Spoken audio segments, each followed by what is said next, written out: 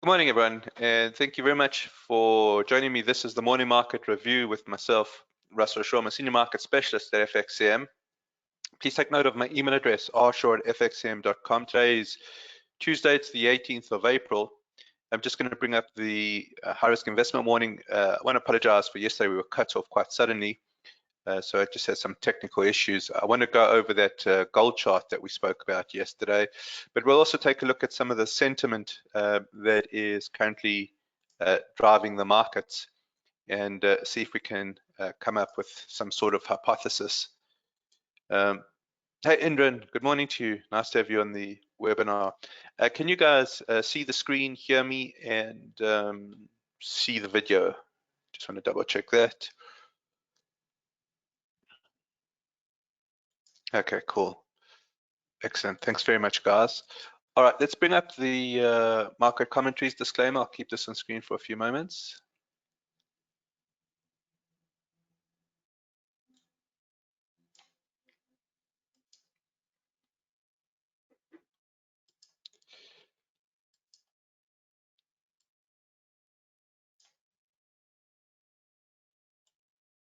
Okay, and we'll just take a look at market scope today. So let me go ahead and bring that up. We'll start off with the US dollar. This is the weekly chart. We'll do a top-down analysis. You could see I'm very interested just to see how this potential head and shoulders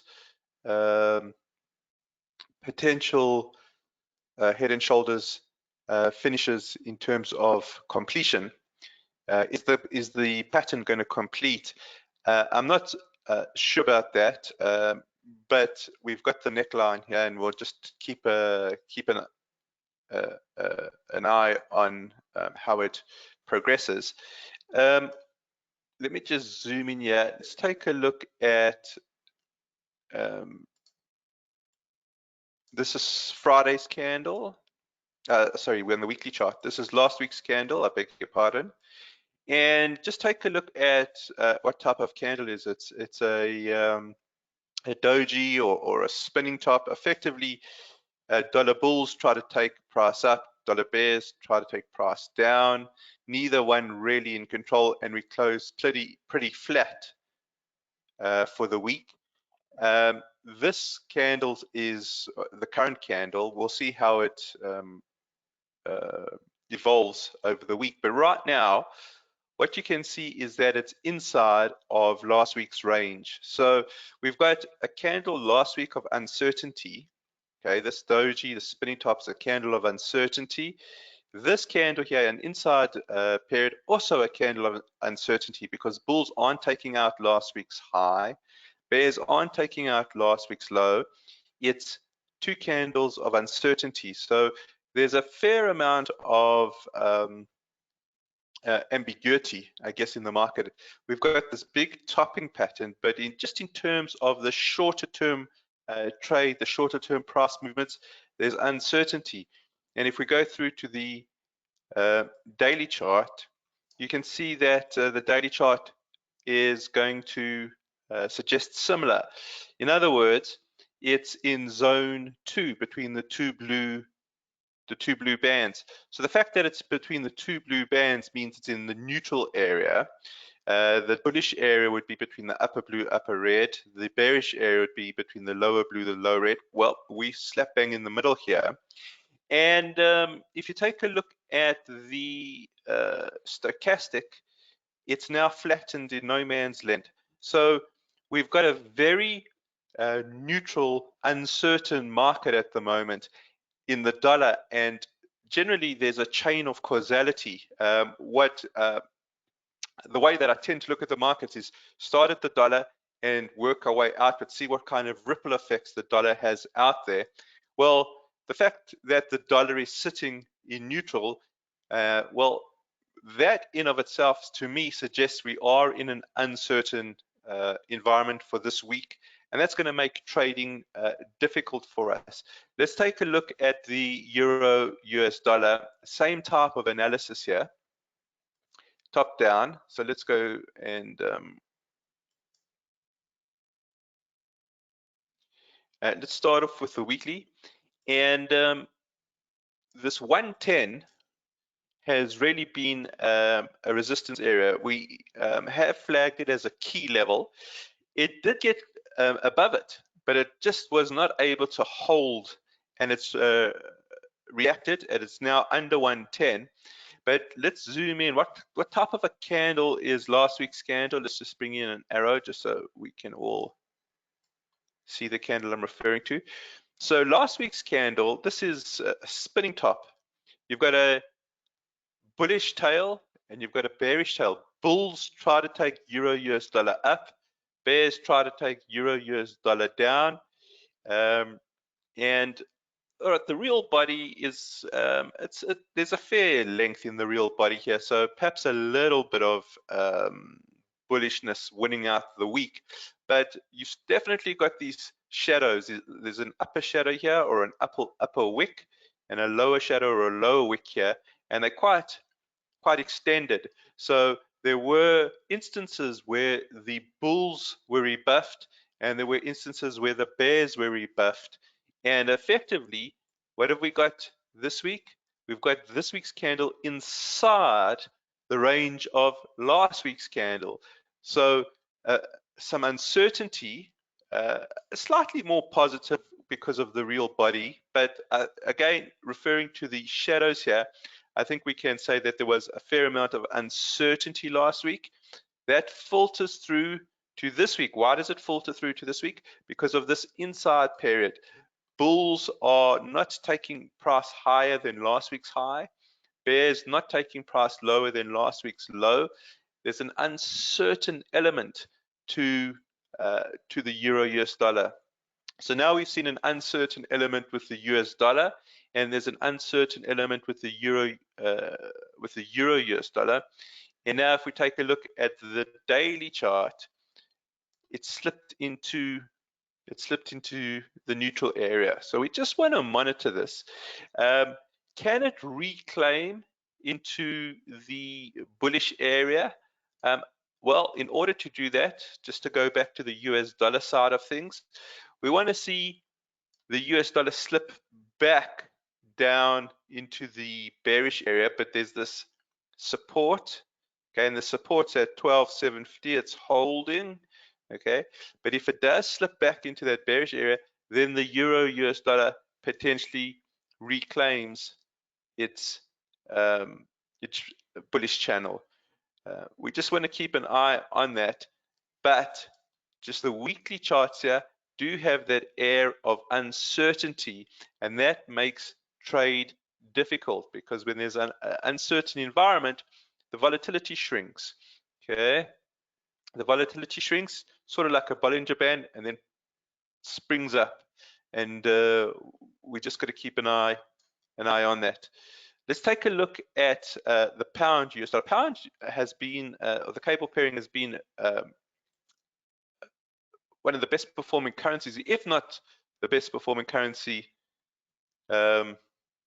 since the September low. And let's take a look at what we have here.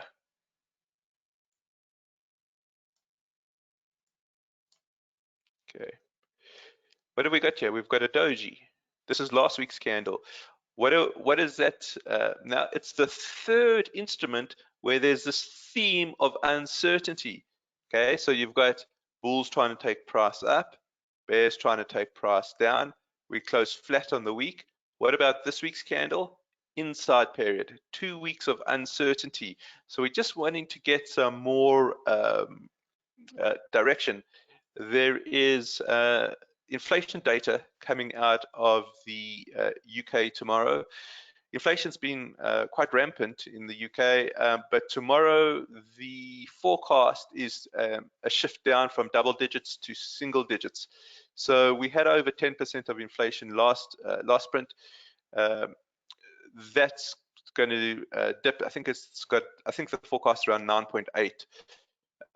We want to see if there's any sort of persistence in inflation. If there's a persistence in inflation, I think the Bank of England goes one more time. So that's just sort of some news with regards to the pound US dollar. But just going back to our theme of uncertainty, uncertainty in last week's candle, uncertainty in this week's candle, where are we on the daily chart? We're in the middle of no man's land, okay?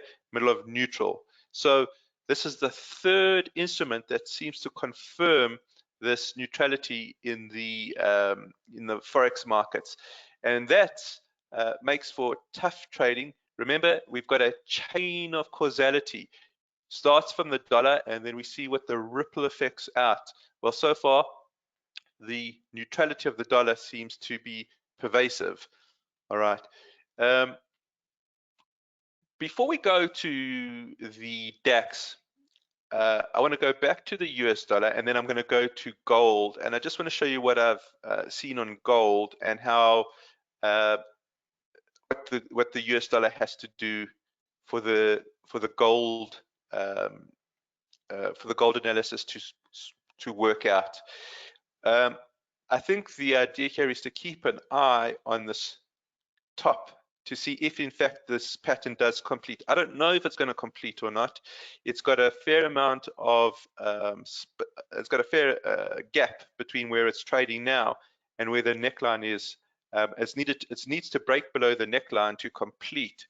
But if it completes, then we've got this topping pattern in. In terms of what a topping pattern is, it's a topping pattern is a reversal pattern. It's basically reversing a trend. Okay, we've seen this before when there's an uptrend and then you get a head and shoulders, and what the head and shoulders is effectively doing is changing trends, isn't it? So that's kind of not the best depiction, but you kind of see that a head and shoulders top is a change of trend from up to down. Well, what would be interesting is how gold reacts. And let's just bring up XAU USD here. And what you can see is that we are at this 2000 level. This 2000 level is proving to be as resilient as can be. It's hit it once back in August 2020. It's hit it a second time back in March of 2022, and it's hit it again, and there seems to be some sort of there seems to be a key level. Okay, I think we can all see it's a key level, and I want to go through to the monthly chart here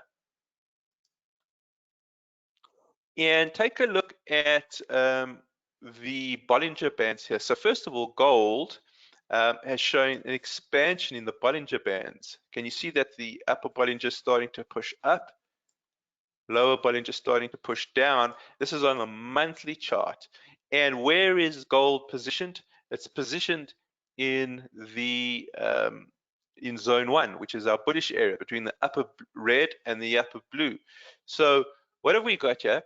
We've got an expansion of volatility, while gold is trading in its bullish channel.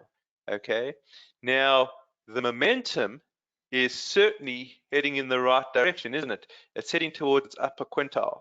Now, effectively, what needs to happen here is we would need to see the head and shoulders top complete, one would expect, on the US dollar side.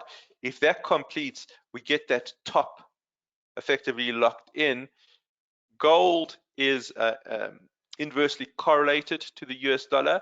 So as the dollar pushes down, we would expect gold to push up. But if that's the case, we're only seemingly right at the beginning of a volatility breakout here. So the idea here is an expansion in volatility and a movement up. But we've got to see the US dollar, I would expect, complete its top pattern. We would need to see gold's stochastic hit the upper quintile and hold. Anna asking what the Ichimoku is looking like. let me see if I can bring that in. I haven't looked at Ichimoku for quite some time. Let's bring it up.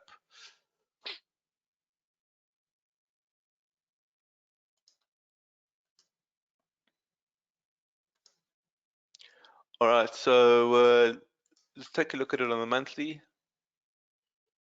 And you can see on the monthly, here we've got the lagging span starting to move above the price here. See that, Anna?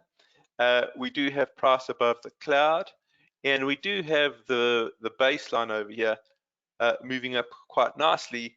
And the idea, there's a little bit of a kink here. I wouldn't pay too much attention to it. What we really need is for price to take out this resistance, and if in order for it to take out the resistance, I think that the US dollar has to show some more weakness there. So let's just keep an eye on that. What's the difficulty around that? The difficulty around that is that the US dollar is showing neutrality. Okay, US dollar showing neutrality. Okay, uncertainty. If we go to gold, by the way, gold's also showing a doji or a spinning top last week, so uncertainty. Inside period this week. Okay, so 2 weeks of uncertainty. You go through to the daily chart here. Uncertainty. So there's just this pervasiveness of uncertainty at the moment, and we've just got to watch which way the resolutions are. Are the resolutions to zone 1 or the resolutions towards zone 3? Zone 1 being the bullish area, zone 3 being the bearish area. All right, let's take a look at one more chart, and that will be the DAX, and see what we can glean from the candlesticks.